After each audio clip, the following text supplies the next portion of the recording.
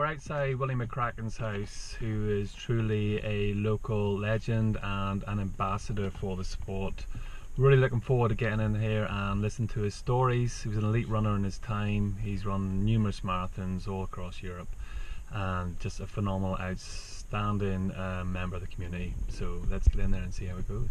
Before that, I used to belong to the Newry Shamrocks Athletic Club, which formed in 1938. But 1938, is it? That was formed, but I only joined it in the 60s, like more or less the beginning of the 60s, like, you know. Is it so? 1938 it raised. When did it start? When did you? I started really around 1961.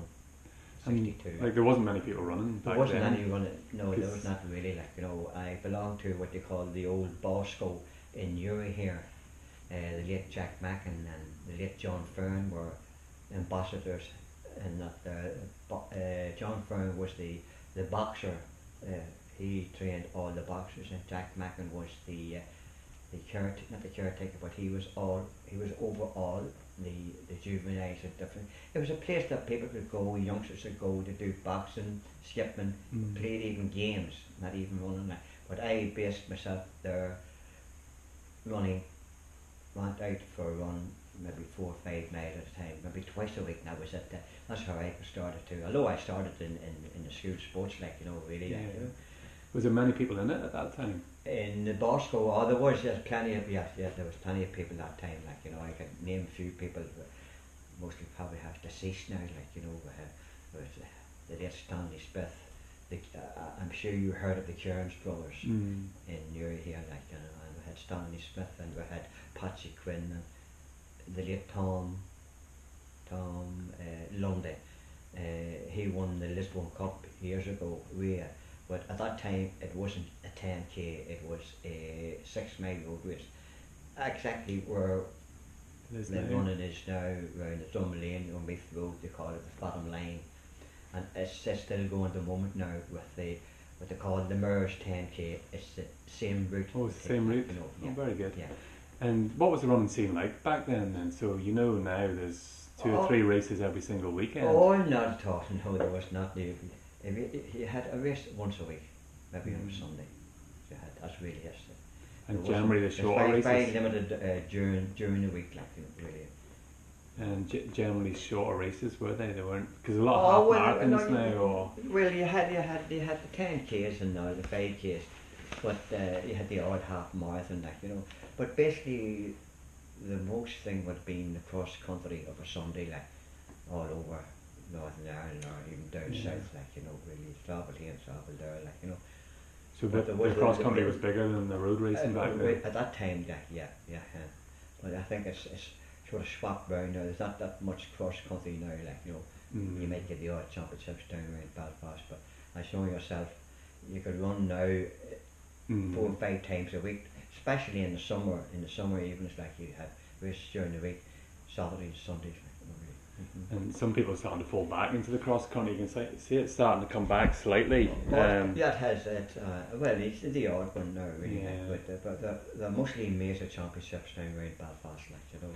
So tell me about your kit back then, because now we have, like, I'm going in the latest and greatest Hoka shoes. Like, there's all this different technology and all this good stuff. Now, what type of clothing and shoes? At the beginning now, I don't know if you wouldn't remember this, but there used to be a wee sports shop down in the Mall in Newry here, and it used to be called Dan O'Hare's, the late Dan O'Hare's.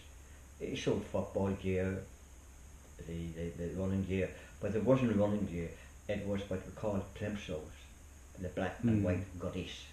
Now that's what I ran in the Lisbon Cup. The Kearns bras ran. There was no such things as Brooks or Nick or Saucony or all these things, like, you know. Because there's no real compression on those. There was no compression. It was like trying to run in slippers.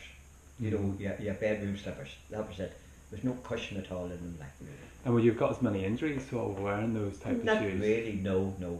At young, you never thought of injuries after you just kept going and running, like, you know. And you'd only maybe train 2 or 3 times a week for that.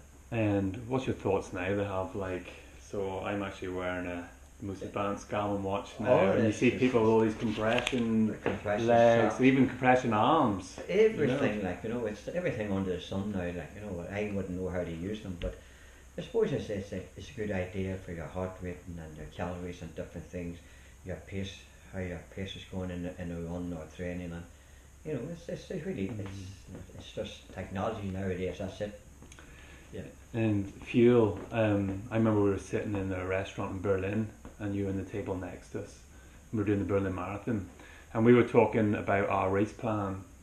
We were going to run the race the next day, Yeah. and at that time I was taking like gels in the race, Yeah. and I said at mile 16 I'm going to start popping jelly babies, because this is all the information I'd read, and that's how I was introduced into running. Yeah.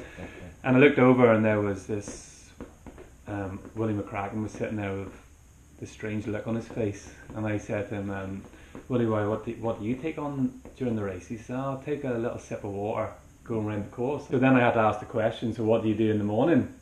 A bit of tea and toast. Well, it all depends. If you're training, I just take a normal tea and toast before I go out running. Like.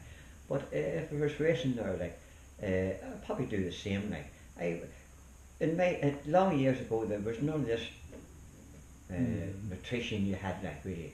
You just ate what you ate, and that was it. Like. But no, I wasn't a big eater for different things. If I got plenty of tea and toast in the morning, maybe a small bowl of porridge, that was it, really. But even during the half marathons, or even during marathons, I'm not a big drinker of water, like, really.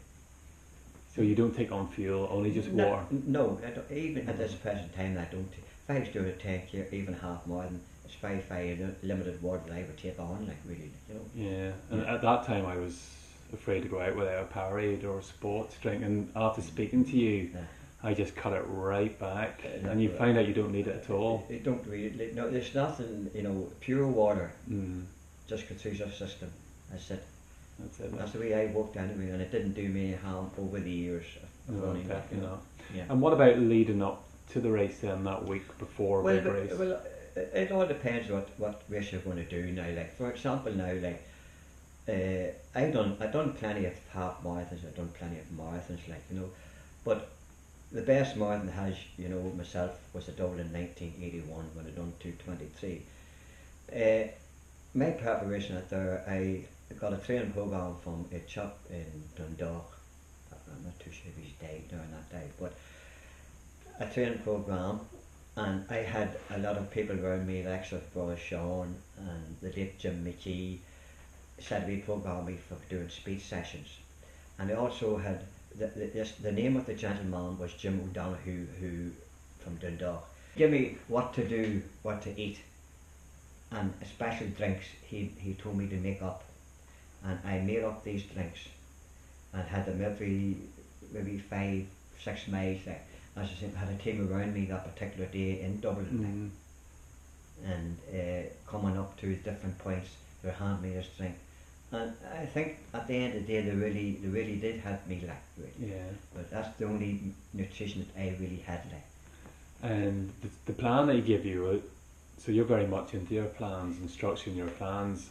What's the key things that you think should go into a plan? See, I trained on my own. I had nobody else around me to train. I set my own plans, my own distance, my own speed sessions. Like.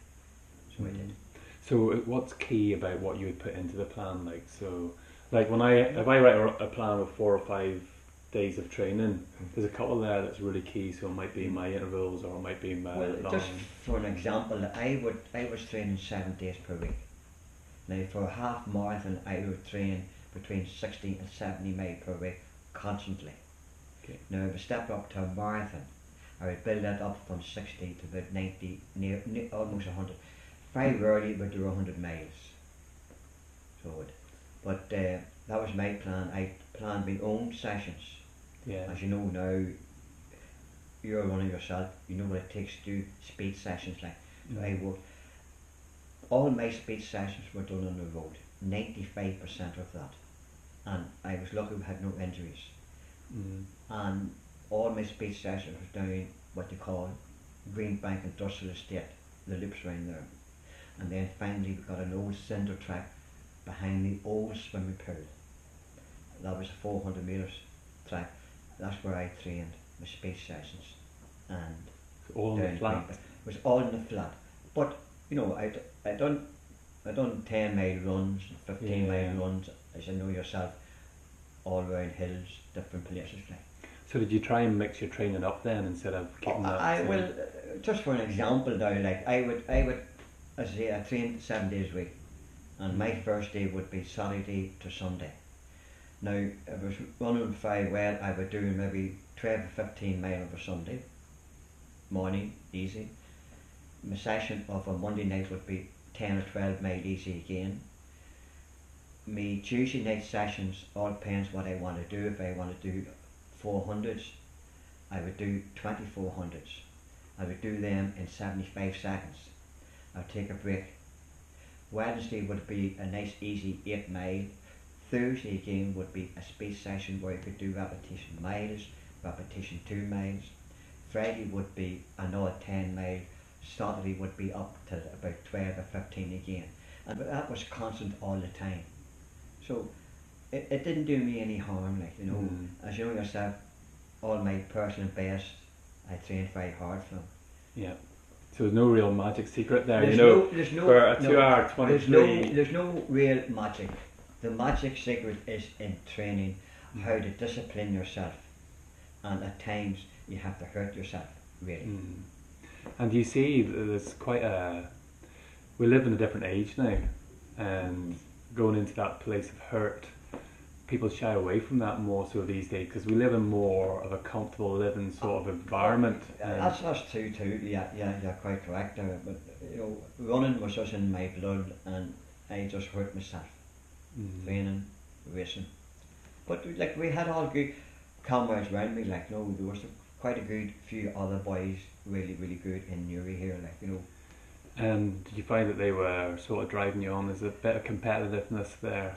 Well, fortunately there wasn't one, like I'm not boasting myself, but there's nobody that could do 5:15, 5:20 mile in training, like in repetition miles or even in a race, like you know. But they helped me along, like there's no doubt about it. Like a great bunch of people, great bunch of lads we had it all over the years in the shambles and different things. Like you know, I couldn't sit here and not mention them, but you couldn't mention them all, but they were brilliant, like you know. There was one time we were down in Dublin doing a half marathon. Actually, Ema, your daughter, was standing next to me, and there's a guy there. He was 72, and I think he was 72, maybe 67, around that age. And he asked what pace you going for, and I said, well, today I might go for like 135. And he goes to me, why didn't you go for 130? That's what I'm going to go for. And he was like 67 years of age. I went right. And the conversation come up anyway, and your name popped up, and he says, "Oh, Willie McCracken, I used to race him back in the day." So he does, and Emo must probably remember his name. But is there anybody there you can think of? And he really had this competitive spark in his eye when we mentioned your name. He's like, "Oh, Willie McCracken, I used to race against him all the time." Well, there's quite a few boys that I know, athletes that I know down around Dublin or and all. I think, like you know, I could name them all. There's a chap that probably could be. How long is that ago now? You were saying that. Actually, that would be about 2 years ago, maybe 3 years, maybe. Well, there was a chap there now called Adam Jones. Was a good runner. We raced again, but I raced again a lot of good boys down there, and suppose I couldn't remember them all. But, he actually, I went out with him, and he blew me out on the 3rd mile. I let him go on. Right. You've done brilliant. Oh, Can you think of a race where you've had a certain nemesis? Can you think of a race back in the time where you just actually won that battle? Oh well, there's quite a few. Yeah, I'm sure there is. The best race I had, well, quite a few races I had, but the one, the Lisbon half marathon. You know that Lisbon half marathon. Nowadays there's thousands in it, really. Like you know, well, in 1985, I think, or 86, I won that half marathon, and I had a battle with a good runner now who runs for North Belfast, and fought a chap called Matt Shields. We ran together for a good bit. There's about half a dozen of us in the leading bunch, and there's one particular fellow now. He represented Northern Ireland in the Commonwealth Games. He was a great 1500 metre man, 3000 metre man, and there's a chap called Derek Graham, was a brilliant runner, like. And we all sort of sat together, like, racing. But at 9 mile, me and Matt Shields was together, and then about 10 mile, I started to go on, and you know, at the end of the day, you know yourself where you're coming up through the last couple of miles in Lisbon half marathon, you got the big hill. Yeah. Well, I came up the big hill and I was dodging in and out of the 10k runners. There was a 10k attack, although there were children and 5k running, but you know, it was great feeling coming into the stadium to finish the because it's a prestigious half marathon nowadays, like, you know, and there was good quality runners that, like, you know. And you actually won the race that time? I won the race, and I done 69:34. It's just actually on the Facebook. There are some of these old athletes now put up these old races years and years ago, like, you know, and I see a few of my own names mentioned in it, like, you know, and Derek Graham finished second, and Matt Sheet finished third, like, you know. So to do that, so that's why I'm saying it before to you, like, you know, I train very hard for those. And if you don't train hard, you don't commit yourself, you won't do those. Yeah. But you won't do those times. But you have to have talent as well. Like, I knew all the time I had talent for running. And I played a lot of football as well, like, and I was an outside right. So I was really not being fast. But when the football finished altogether, that's when I concentrated on my running, like. Brilliant. So tell us a bit then, that was an amazing story by the way, but tell us a bit about your 2:23 marathon then, because like, well, that is, there's not really much to tell about it. As I said before there, I had a dad, a special dad that this gentleman Jim McDonough gave to me, and what to eat, and the special drinks that I could make up, and we made them up here, like, you know. And what about the food? What type of things were in that? Oh, it was only a drink now. It was just okay, like, just from a nutrition from the day. But it wasn't you know, it wasn't special stuff. It was like a powdery stuff that you had to boil the water, really boil the water, and you just boil it for 10-15 minutes, make sure it was really boiled. It was like a powdery stuff, like, don't ask me the name of it, I don't really know what the name of it is. But we put those in wee small bottles, and as I said before, the people who went up with me at the sideline give me all these wee drinks. But no, did you feel that morning? Did you know what was your? Not really. No, you don't really know. It's hard to look back now. You don't really know if you. I know it was going well, like, you know, really, like, you know, because the first half of the marathon I went through. Was it this bell? Oh, it was Dublin. Sorry, this is Dublin. The first Dublin in 1981, when I done 2:23. My first half marathon through that one was just over 72 minutes, and then like the second half, this would be called negative splits. I was a minute faster than the first half. So, you know. And in the marathon, I always come to the point as much as most people, mile 22 and 23, and you're just like, you want to stop. Like, how do you work through that process? Well, it's hard to put it in words. Like, you know, if you feel comfortable in the marathon, you're feeling comfortable. But you know yourself, there's marathons they can't feel comfortable. Like it happened to me many a times, really. Like, you know, you want to give up at 22, 23 miles, but this just hit. I was just hit on the nail that particular time. Like I trained very hard for it, really. Like, you know. Do you mentally train yourself for that? And I suppose if you're pushing yourself to that point, then you're able to manage it on the day. I would do, if I was out for doing 10 miles now, I had courses marked here, and I knew where I was going, where the distance was, and I would set a time. If I wanted to do 10 mile, 6 minute mile, I would set the watch first. I would know what I would do 6 minute mile, because I knew where all the miles were. The only watch I had was start and stop. So I knew when it come to the first mile, if I wanted to make 6 minutes, I got 6 minutes. I knew where I wanted to be at 5 mile, 30 minutes. And I want to be at 10 mile in 60 minutes. Yeah. That's the way I worked at it, you know. I'm just looking at this here over in the corner, and my next sort of question was around about what was your proudest moment? That must be up there. Well, I have 3 proudest moments. Like the first proud has to be the 223 in the Dublin City. And what pace would that be? Do you know? Well, you could have been talking not good mathematician, but it's around 524, 525 a mile. Like, you know, constant. You know. Brilliant. And then I was selected to carry the Olympic torch here in Uri for the 2012 Olympic Games, which was held in London. Like, and I was very proud of doing that. There. So how did that come about then? So Well, it came about. Well, I was told because I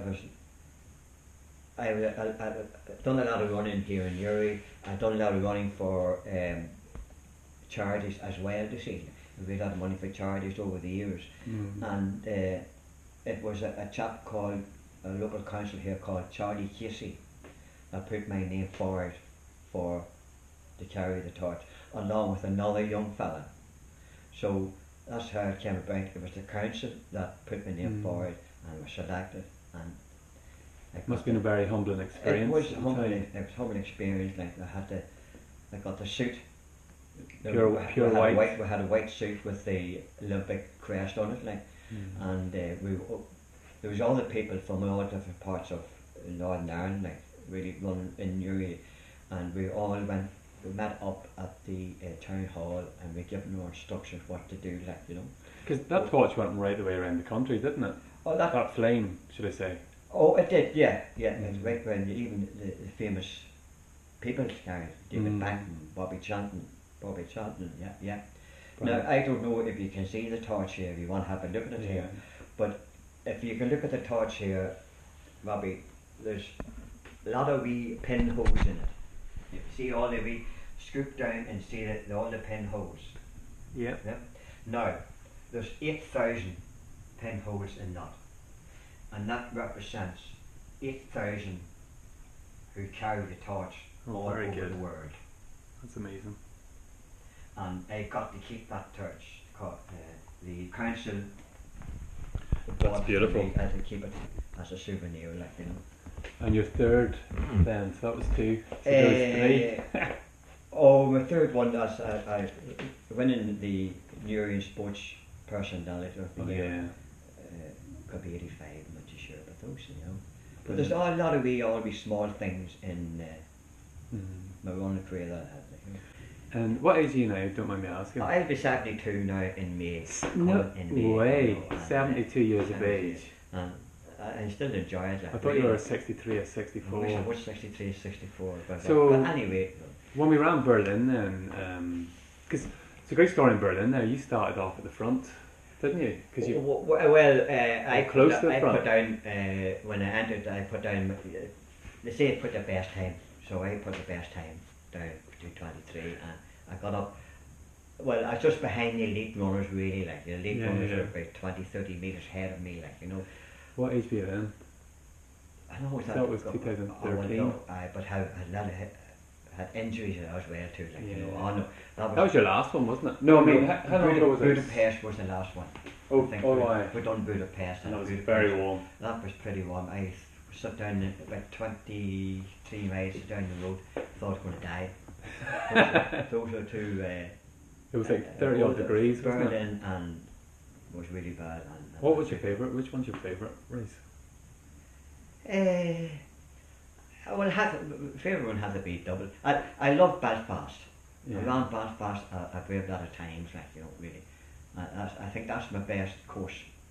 But having said that, it's all changed now over the years. Different courses. Like, the very first one was a 2-lap course. Yeah.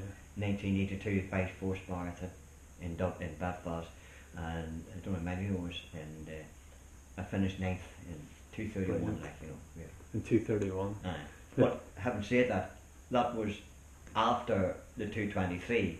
Yeah. I thought I would be able to break 2:20. That was my original idea, to break 2:20, but it never happened, like, you know, really. Yeah, like, you know. What was your so Dublin was your favourite course, which is the hardest. Have you got one marathon? Because did I read you done Brighton there at one time? Oh no, it's not that. No, I'll tell you where the hardest marathons were. Like, you know, every year there used to be. I used to belong to. It's defunct now. Like, it's the Ulster Sports Council.